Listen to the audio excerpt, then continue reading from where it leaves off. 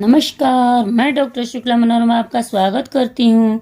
तो चलिए jet exam के लिए मोस्ट इम्पोर्टेंट 10 प्रश्न पर डिस्कस करते हैं। तो चलिए पहला प्रश्न आपके सामने ये रहा। विश्वविद्यालय या महाविद्यालय द्वारा किस सेमिनार का आयोजन किया जाता है?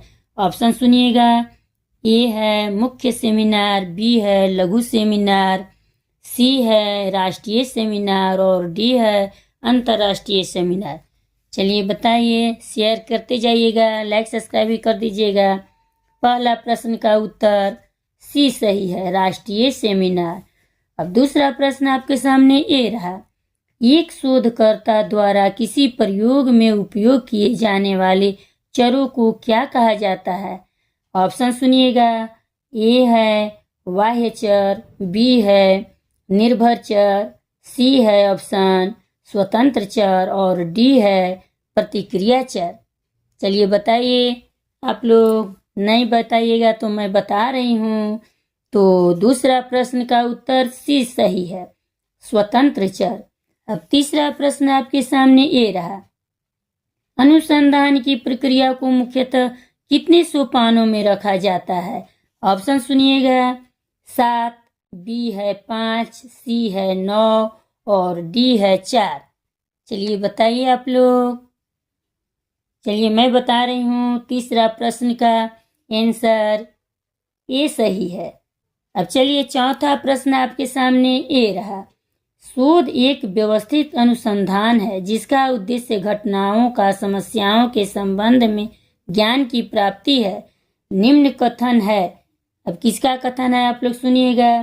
ए ऑप्शन है PM कुक, बी ऑप्शन में है रेडमैन, सी ऑप्शन है CA मोसर और डी ऑप्शन में है जॉन W बेस्ट। चलिए आप लोग बताइए चौथा प्रश्न का आंसर। शेयर करते जाइएगा, लाइक सब्सक्राइब करते जाइए। चलिए कमेंट कीजिए। तो चौथा प्रश्न का उत्तर सी सही है, CA मोसर। अब पांचवा प्रश्न आपके सामने ये रहा। निम्न में से कौन से अनुसंधान की विशेषता नहीं है? ध्यान दीजिएगा, इसमें नहीं पूछा है, ध्यान देने वाली बात है। ऑप्शन सुनिएगा। ए है अनुसंधान द्वारा नवीन ज्ञान में वृद्धि होती है, बी ऑप्शन है अनुसंधान की प्रक्रिया तार्किक एवं वस्तुनिष्ठ होती है, सी ऑप्शन में है अनुसंधान की प्रक्रिया वैज्ञानिक व्यवस्थित एवं सुनियोजित होती है और डी ऑप्शन में है प्रत्येक अनुसंधान निष्कर्ष युक्त नहीं होता। बताइए आप लोग, कमेंट कीजिए, लाइक सब्सक्राइब करते जाइएगा। पांचवा प्रश्न का उत्तर डी सही है, प्रत्येक अनुसंधान निष्कर्ष युक्त नहीं होता। अब छठा प्रश्न आपके सामने ये रहा। निम्न में से कौन सा अनुसंधान की प्रक्रिया का सोपान नहीं है?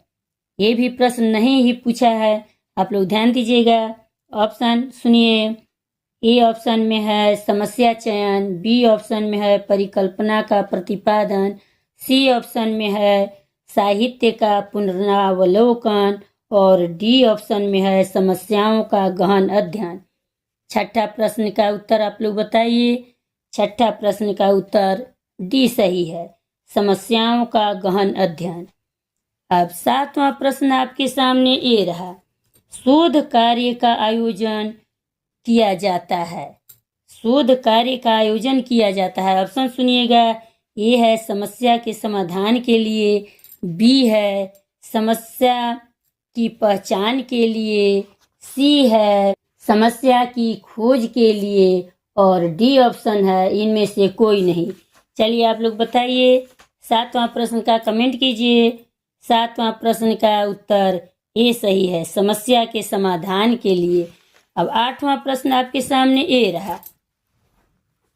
शोध की शुरुआत ही वास्तव में समस्या से होती है, यह समस्या समाधान की मांग करती है। निम्न कथन है। किसका कथन है आप लोग सुनिएगा।